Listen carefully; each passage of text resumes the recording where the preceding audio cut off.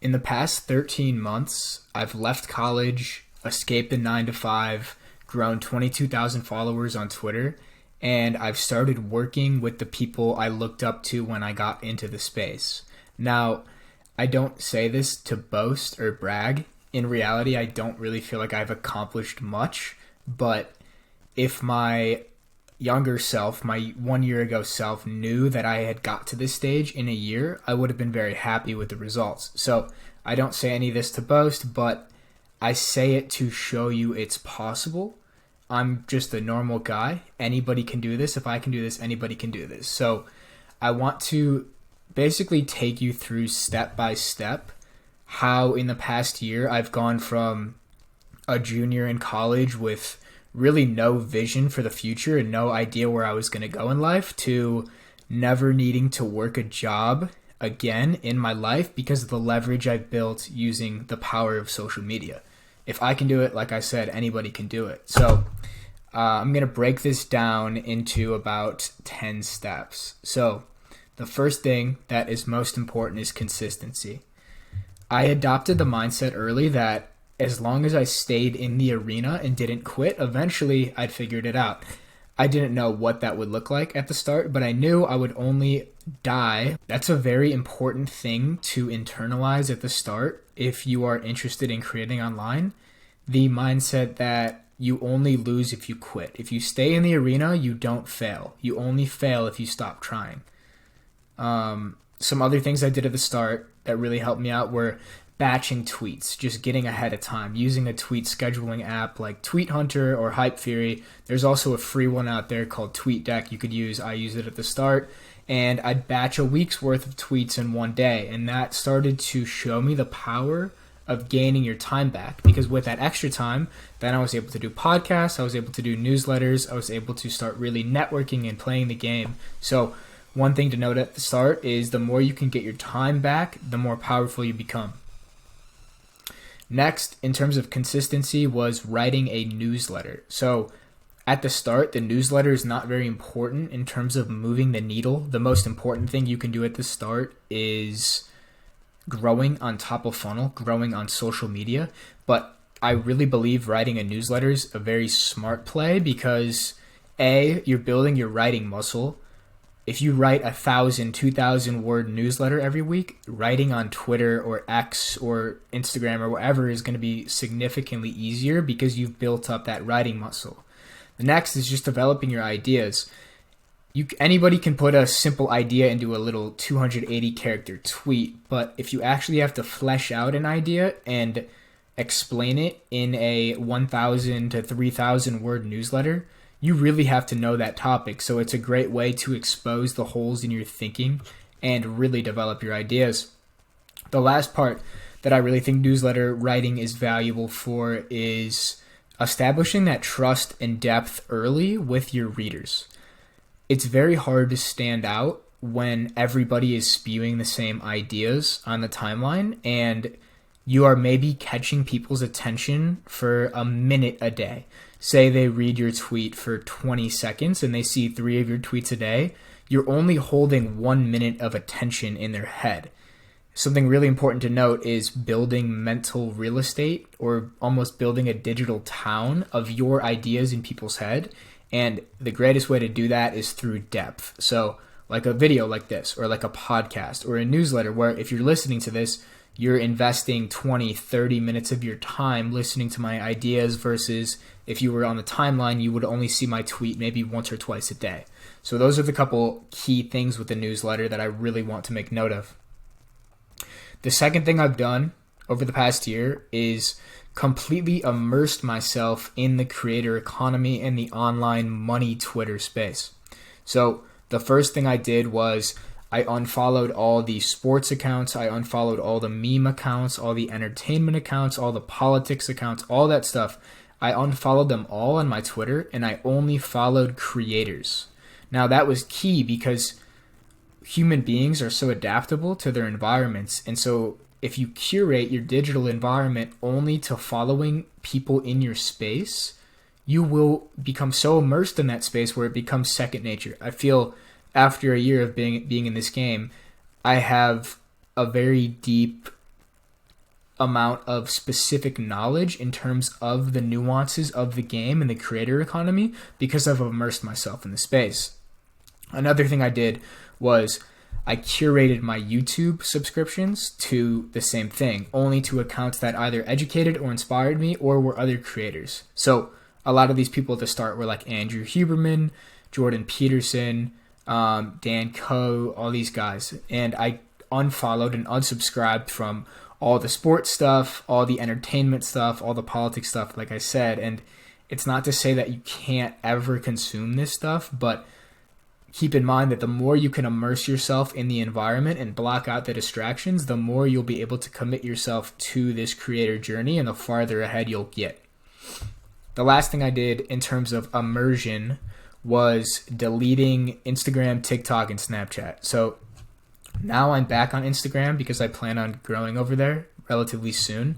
But at the time, those things were just such time sucks for me, and they didn't really provide much value in terms of education. Sure, they're entertaining, but if you really want to commit to this, and I really wanted to commit to this because I really didn't want to work a 9-to-5 job, I deleted all those things because they were just distractions. And as far as like TikTok and Instagram, that was fine. That was just entertainment. The one thing that was kind of hard was Snapchat because I had so many relationships built on Snapchat. And I think when you're younger, Snapchat is the way to communicate with your friends. But as you get older, like I feel at least that if I'm really close to somebody and we're going to be talking and communicating, we can talk over text. We can talk over the phone. Snapchat just seemed like such a time suck for me. So deleting those 3 things was absolutely huge. Point number 3, obsession. So I became so obsessed with this digital environment and this creator economy because my desire to not work the 9-to-5 job was so great. I had worked a 9-to-5 internship, a corporate finance internship the previous winter, and then I backpacked Europe in the summer, and I just could not imagine ever going back to the constraints of a corporate environment. And so the idea of getting a 9-to-5 job became the bane of my existence. It felt like a death sentence. And so I knew if I could become obsessed with this environment, somehow an opportunity would provide itself to where I could escape that 9-to-5. So in terms of how I manifest this obsession, a couple things I did. I would DoorDash on my college campus, and I would play Dan Coe podcasts and YouTube videos just in my ear all the time. And I actually sent it to him, and he retweeted it at one point, and we talked a little bit in the DMs at the time. This was about a year ago, and I was using that money from DoorDashing to reinvest into myself. I did that a couple different ways, which we'll talk about later, but one of the main ways was just buying his 2-hour writer course. I used my DoorDash money to buy that. And the thing is, you can buy an online course for $150 like his that can completely alter the trajectory of your life. And that's usually what a college kid will go spend in a weekend, like out at the bar. So it's a little reframe. It's like people aren't willing to invest $150 in themselves, but they're willing to throw $150 on Ubers and drinking and parties and all this stuff. So that's another story. But another couple ways I manifested this obsession was podcasts during my lifts and podcasts during my runs. So at this time, I was really deep into like hybrid training, like Nick Bear, if you know who that is. And I was running and lifting 5 days a week. And that was taking up an hour, 2 hours a day sometimes. And I knew that, okay, those 2 hours listening to music, probably not super beneficial. Of course, beneficial for my health, but not extremely beneficial in terms of my education. So I started listening to podcasts during those runs and in the gym.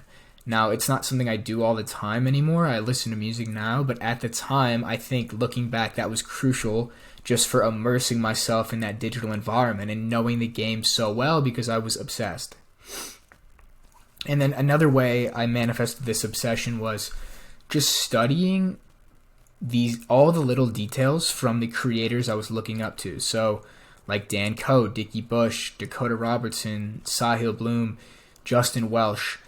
I became obsessed with these guys to the point where I was studying their workflows, their content, their daily routines, their lifestyle designs, their courses, all this stuff, like I would study athletes when I was an athlete. It's like an athlete studying game film. You can study the other creators the same exact way, and the more you can pick up on the little nuances of what separates them from the rest, you can start to incorporate those into your own life. The third point here is sacrifice. So at the time, I had some bad habits that were preventing me from making progress in this creator economy.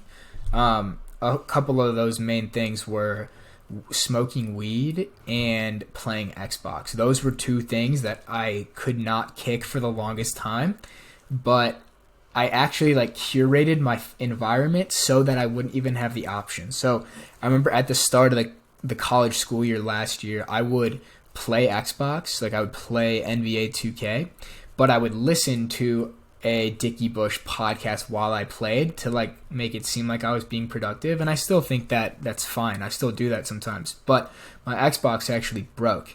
And I took that as a sign of like, okay, like you need to focus up. Like, do you really want to not have to work a job? You need to get super focused and dialed in. So I didn't end up getting a new Xbox. I didn't get it fixed. And I replaced all that time I was spending playing video games with like reading and writing, which sounds so boring, but like when you don't give yourself the option, it actually becomes fun, especially if you're reading stuff you're interested in and writing stuff you're interested about.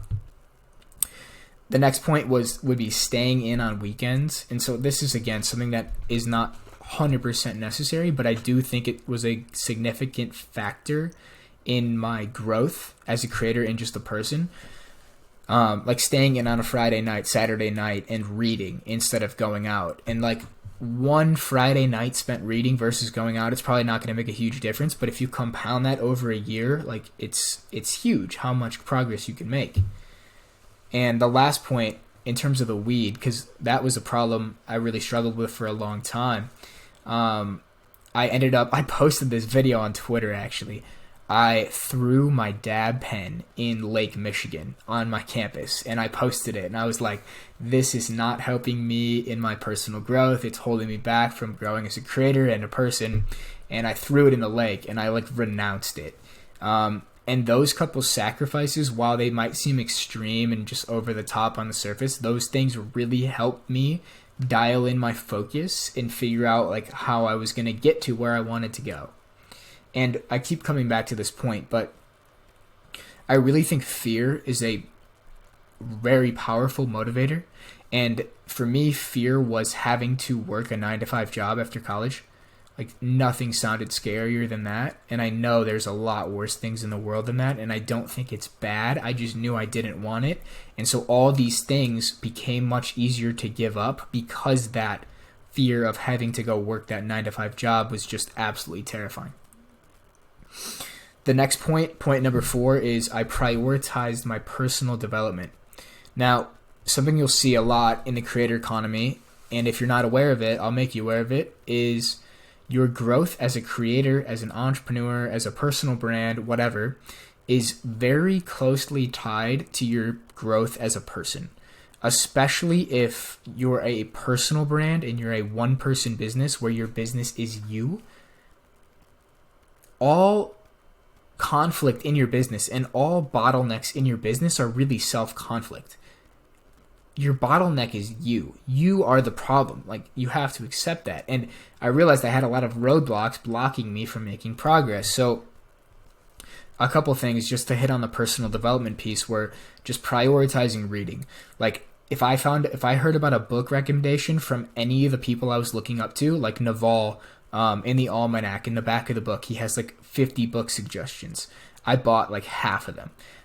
Dan Coe would talk about certain books that influenced him, like Flow, Art of Impossible, Rest, all these books. I just bought them all.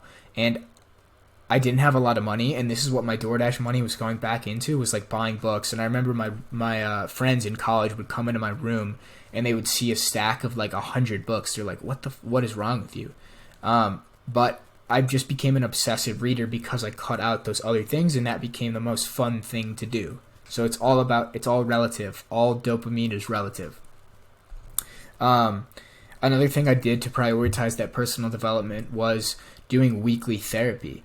Now, I don't think this is necessary, but I do think anybody could benefit from it because it's an hour of forced introspection and looking at your problems with the guidance of a trained practitioner to help guide you through it. I think a lot of times when our personal development stops, it's because we've stopped looking at the problems. Either intentionally we're avoiding them, or unintentionally we just don't make the time. But by going to see a therapist once a week, you're able to carve out that 60 to 90 minutes and just examine all the things in your life that are going well and that aren't going well. And once you see those things, you can then correct them and progress. So that was something that was huge. Some other habits, these aren't like requirements, but they could help. Just brain dump journaling, self-talk, future self journaling, reading about mental health and positive psychology. Those things all help me a lot. Coming back full circle to a little bit of the Twitter stuff.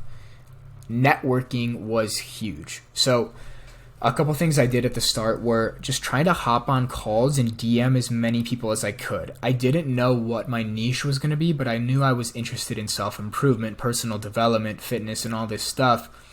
And I would just send DMs and offer to hop on calls with literally anybody. I hopped on calls with copywriters from Africa. I hopped on calls with fitness bros from Florida. And all these different calls helped me gain a holistic understanding of the landscape of social media and build these one-to-one relationships with which a lot of them I still hold today. Another thing in addition to the calls was making group chats and joining group chats. So from these one-on-one calls, I developed friendships. Those friendships manifested into tribes and group chats.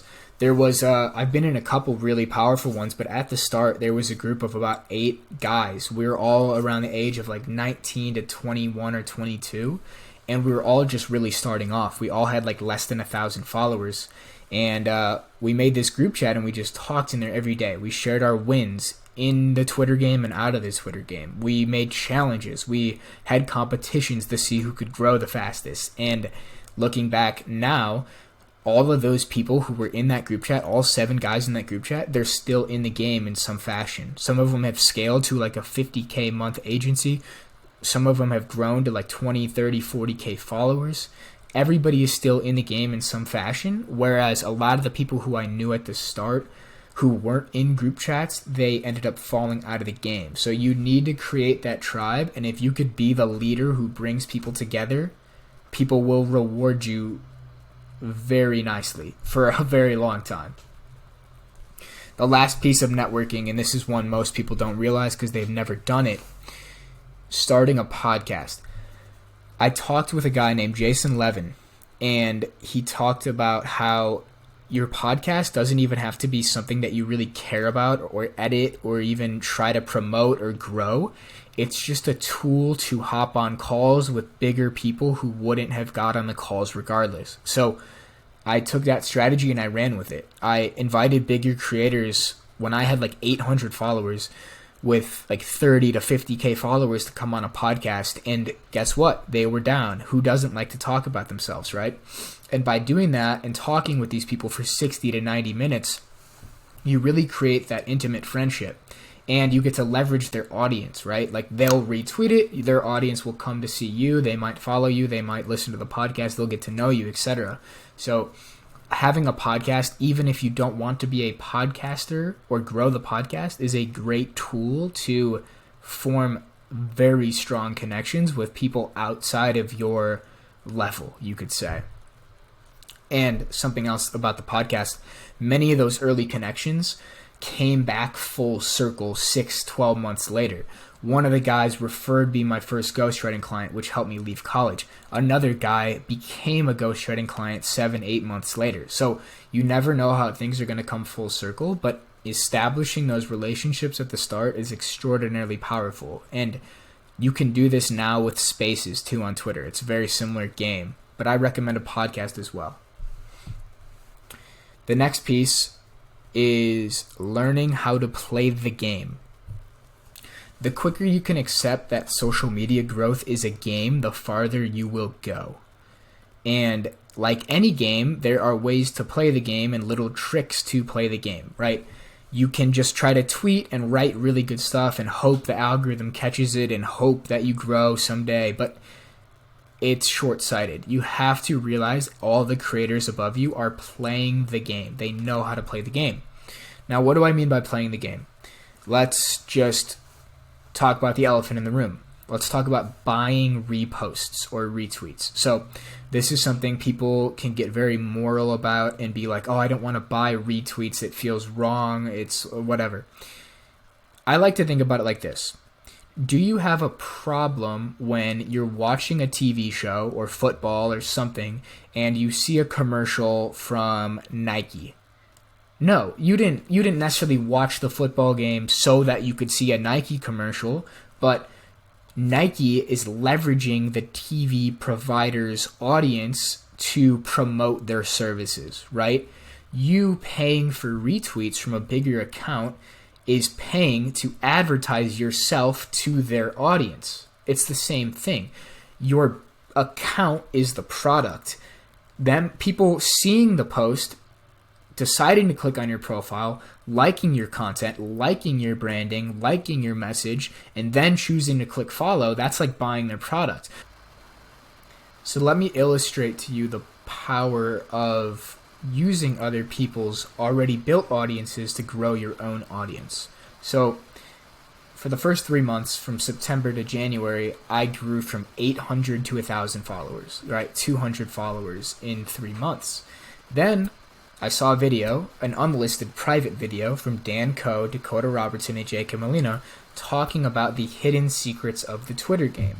And what they talked about is you have to learn how to play the game, or else you can just tweet into the void endlessly, never grow, blame it for being rigged, and never have an impact on the world, right? That's what you eventually want to do. But to have the impact you want to have, you have to learn how to play the game, right? That's how you get your message in front of a lot of people's eyes. So once I realized this, I, in January, wrote 30 threads in 30 days, 30 long tweets in 30 days, same idea.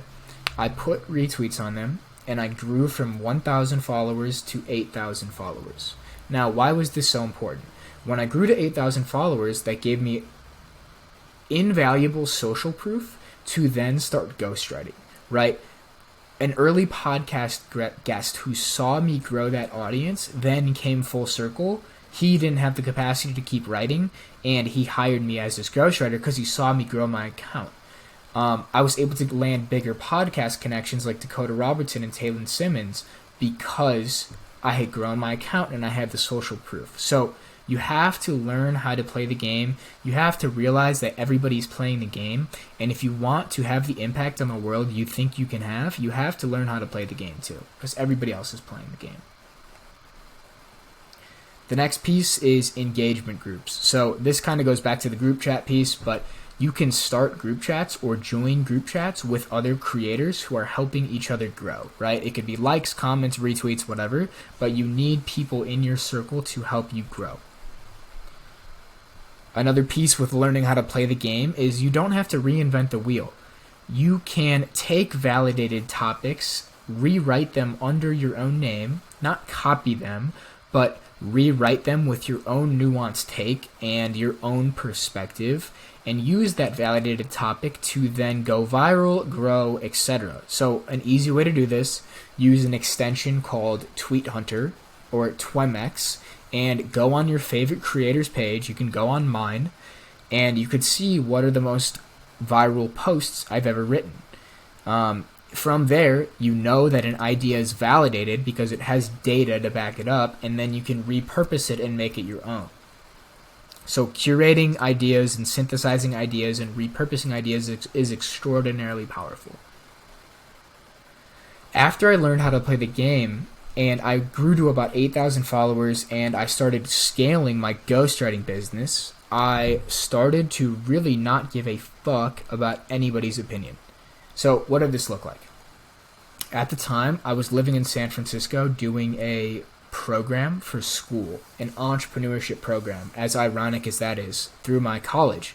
And halfway through the semester, I realized all I was doing in these classes was acting like I cared, wasting my time on projects that weren't going to affect my life, and taking time away from building my brand and business. So I started ditching class. I started ditching all the field trips. I started not participating in group projects, and I apologized to everybody. I said, listen, you're going to do better on the group project if you don't expect me to do anything, because I'm not going to try and I don't care.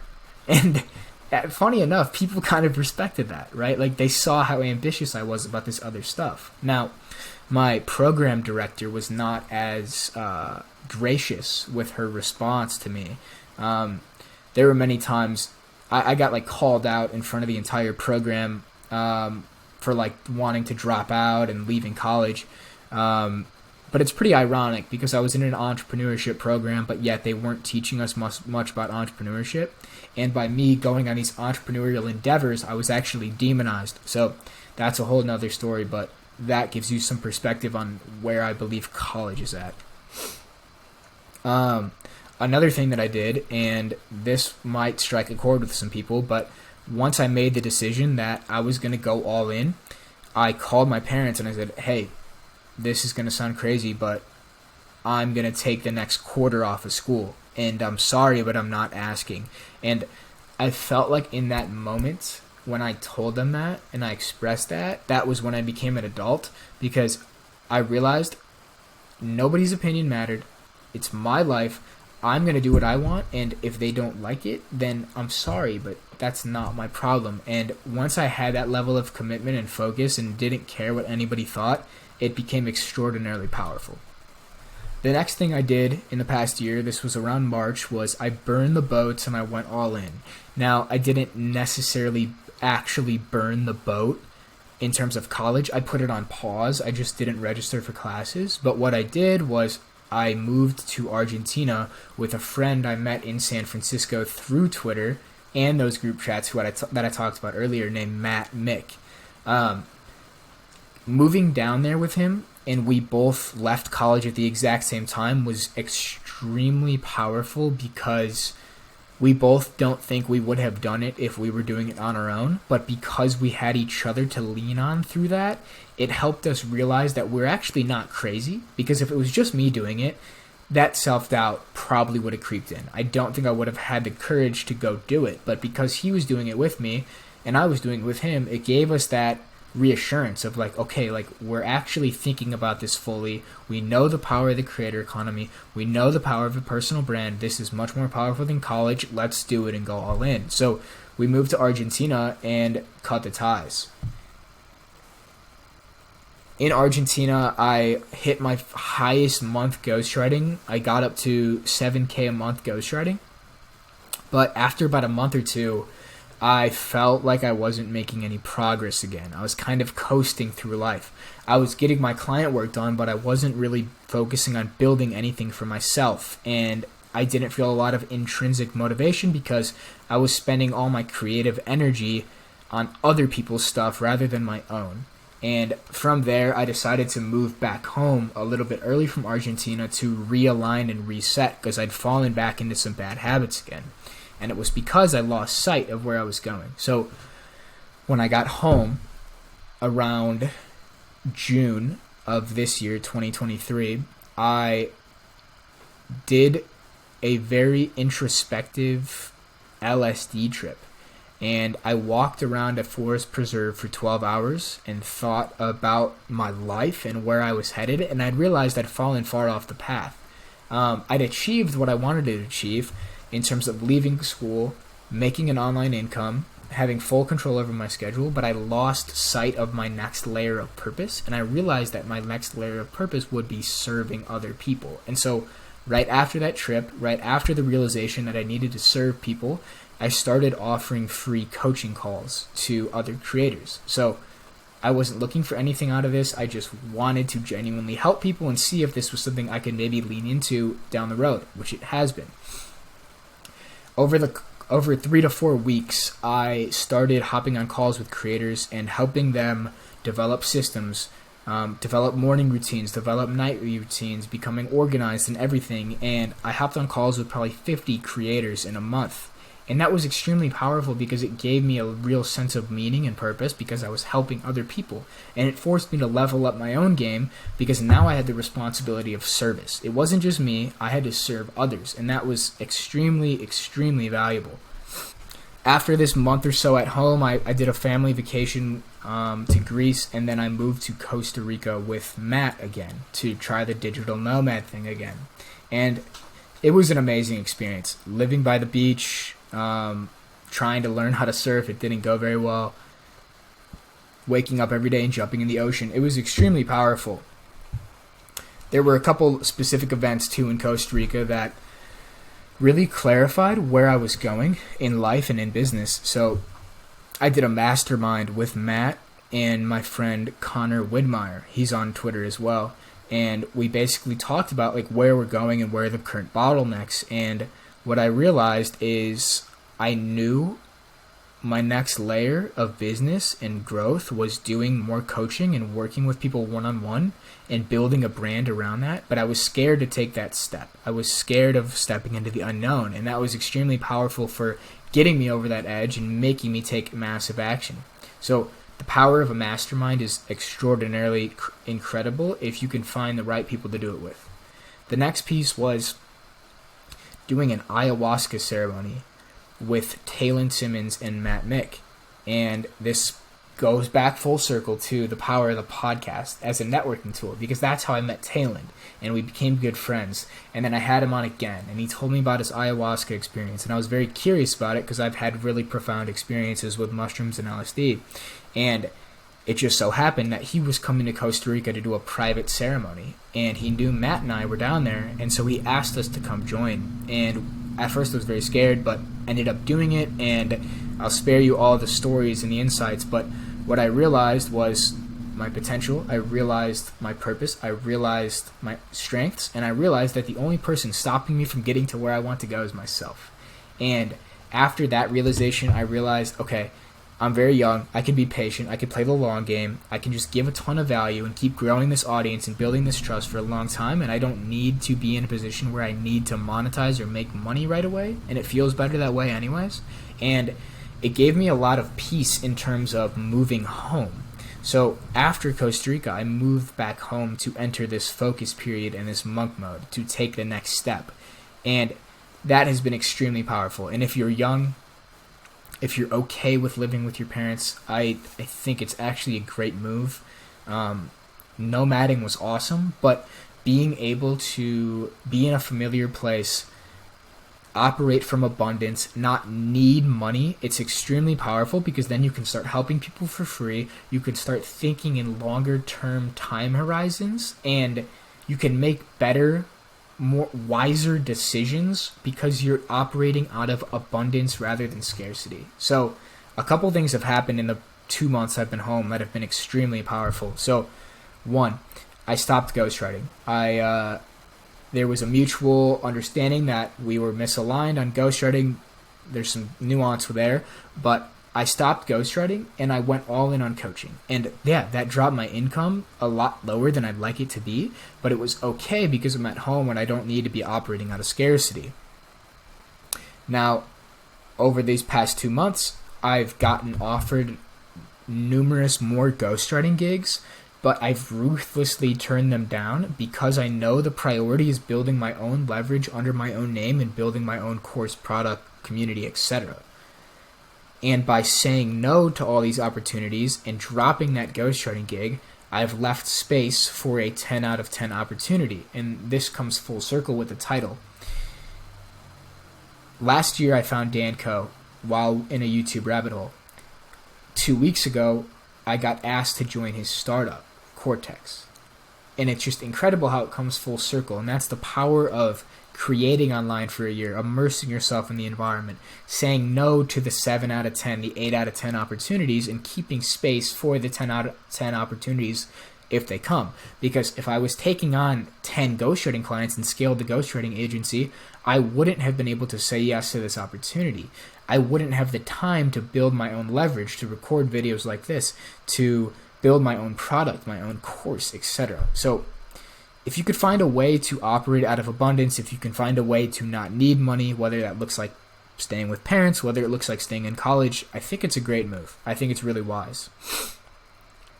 So to recap, I'll buzz through all the steps. This is how I've gone from college kid with no vision to building a personal brand and never having to work a job again a day in my life. Consistency, immersion in the environment, obsession with the game, sacrificing bad habits, prioritizing personal development, networking like relentlessly, learning how to play the game, not giving a fuck about people's opinions, burning the boats and going all in to moving to Argentina, realigning, coming home, moving to Costa Rica, doing masterminds, doing massive introspective work with psychedelics, and moving back home for a monk mode, saying no to almost every opportunity and prioritizing my own stuff. And this is all leading to me launching my first iteration of my own stuff, which will be a free video course around peak performance. It'll be 10 chapters, 47 lessons. It'll probably be better than any performance course you could buy in terms of the creator economy or Twitter, and I really want to provide that value because I don't think anybody's done it yet. Off the back end of that, I will have a curriculum with a lot of the performance stuff, but also more creator stuff, very in-depth creator stuff of systems, implementation, how to build your creator business, how to build a business around your interests, how to grow an audience, how to grow a following, how to scale an income. All this stuff that I've learned over the past year will be in that course. And then off the top of that will be a cohort in addition to the course, which will be a very immersive community in depth. You'll get to work with me one-on-one. And the target aim is to start rolling out the pre-sale for this on November 24th, 2023, which is Black Friday. And the enrollment is planning to close on December 31st. So heading into the new year with this cohort, it's a step into the unknown for me, but I do feel like I have enough value to provide to a lot of newer creators who are trying to follow the same path. So with that, if you made it to the end, thank you for watching. If you're watching on YouTube, if you could like and comment and subscribe, that would be very appreciated. If you are listening on Spotify, if you could give it a 5 stars, it would be very appreciated. And if you want to hear more about the upcoming cohort, the upcoming free course, and anything else that I'm building, you can subscribe to my newsletter, which is in the description on YouTube or Spotify, and you'll get a free Sunday systems planning sheet that I use every week to plan my week, and you'll be up to date on everything I'm building, as well as receiving my emails every Friday. So with that, thank you for watching, and peace.